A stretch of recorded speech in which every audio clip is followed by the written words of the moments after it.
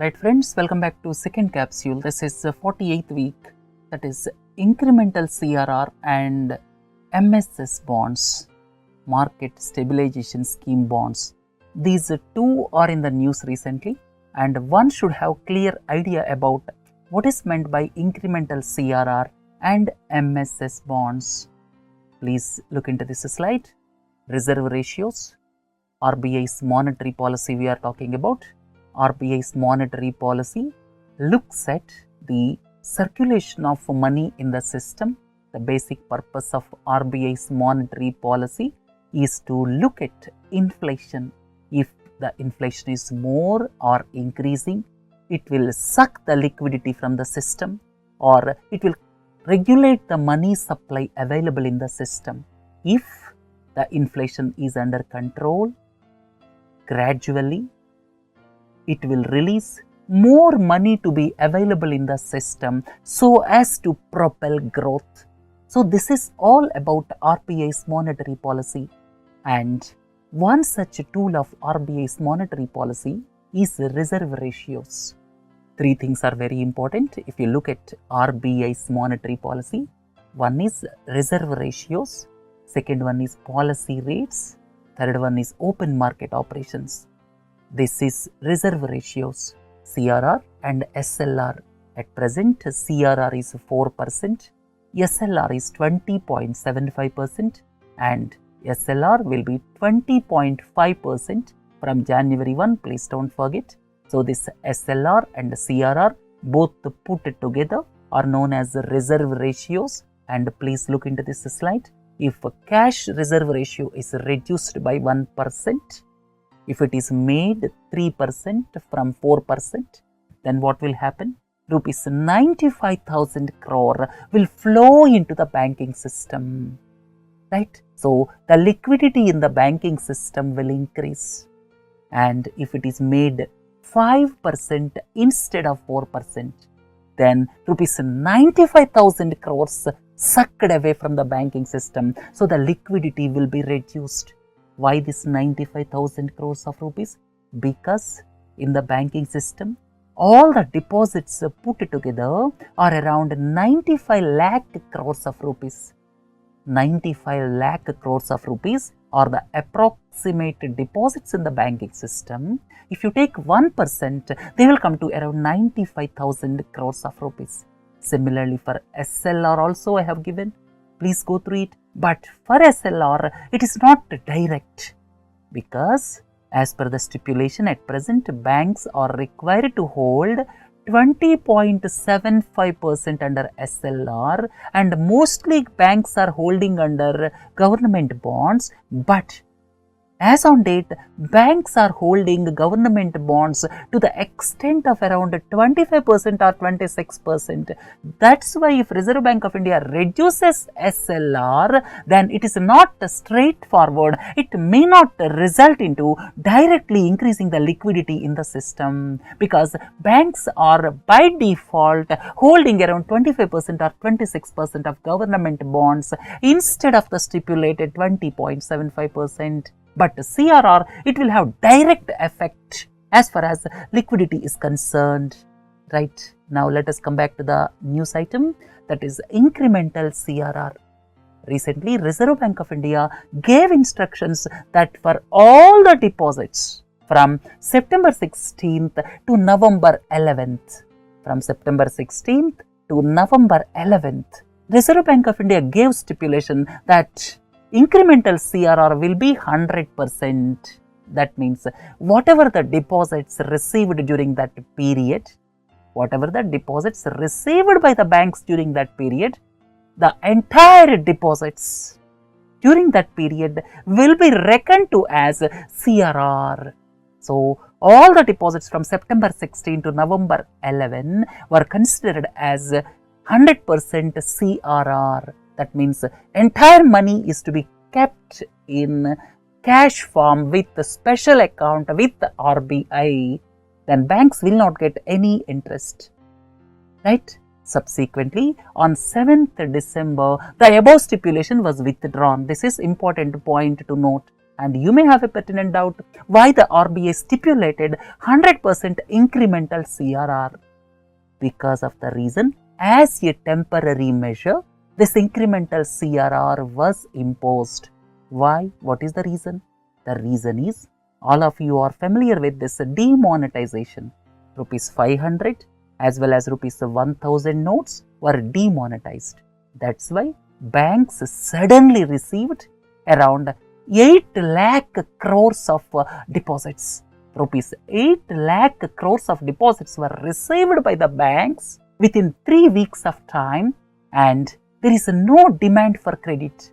In banks, there is no demand, or you can say there is less demand for credit. Borrowers are not coming to the banks. There is not much demand for the borrowings from the banking system. Then lot of money is flooded with banks. What they will do? The mechanism available is they will park this extra cash with RBI. When they are parking extra cash with RBI, then RBI has to pay interest at the rate of reverse repo, that is 5.75% as on date. Not only that, for the money parked by the banks with RBI, RBI has to give government bonds as a security, collateral security. RBI not only has to pay interest, but also RBI as collateral security has to give bonds. But the biggest problem is, as on date, RBI has got government securities worth rupees 7 lakh crores only. When banks are parking around 8 lakh crores, 10 lakh crores of rupees with RBI, then RBI is running short of bonds. That's why it increased 100% incremental CRR for certain deposits.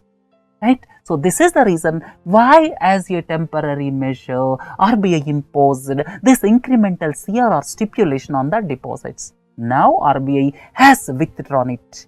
Why RBI has withdrawn it? Because of the reason RBI came up with other aspect, that is market stabilization scheme. RBI increased this market stabilization scheme deposits previously rupees 30,000 crore to rupees 6 lakh crores. Now RBI is sucking this excess liquidity through market stabilization scheme, and that's why the money to be parked with Reserve Bank of India by the banks under reverse repo will come down. The problem of RBI is solved. So we have to learn about what is market stabilization scheme. Market stabilization scheme is a temporary measure, and that is nothing but issuing government bonds. Central government bonds will be issued by RBI on behalf of central government, but this is entirely different from market borrowing program. Government every year borrows rupees 5 lakh crore to rupees 6 lakh crores under market borrowing program, and all those bonds are different in comparison to the bonds issued under MSS.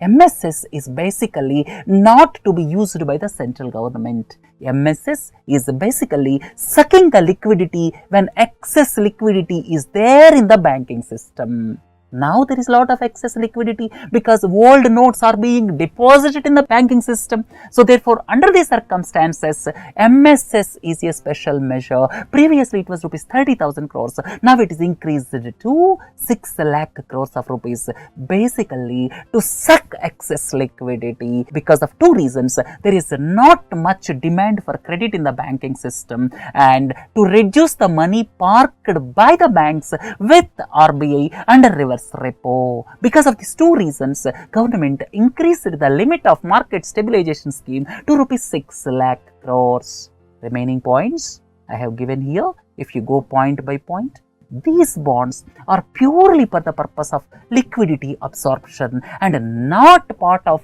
government's market borrowing program. Government's market borrowing program is entirely different. Then for the first time this MSS was introduced in 2004 when Y.V. Reddy was RBI governor, and it used to be around 10,000 crores, 20,000 crores, 30,000 crores. Now it is to be increased to rupees 6 lakh crores because of the reason there is a lot of liquidity in the banking system because of demonetization of high value notes. And as per the agreement between Centre and the RBI, the government should not use the proceeds of these bonds, and these are to be maintained as a special MSS account with RBI, but these bonds are counted under SLR. These are not part of market borrowing program by central government, but for banking system, these are to be counted as eligible bonds under statutory liquidity ratio, and these can be for any tenure depending on the need. And as I have already told you, the limit now increased from rupees 30,000 crore to rupees 6 lakh crore. So hence, finally, in a nutshell, RBI on behalf of central government will issue MSS bonds to the ceiling of rupees 6 lakh crores to absorb excess liquidity, and with this, the necessity of incremental CRR or increase in CRR can be avoided, and at the same time, the money parked under reverse repo will also come down. That is the precise reason why on December 7th, RBI withdrawn this incremental CRR. Right friends, this is all about the incremental CRR and market stabilization scheme. These two issues are very important. If someone is attending interviews or from examination point of view also, these are very, very important. Right friends, have a nice day. Thank you.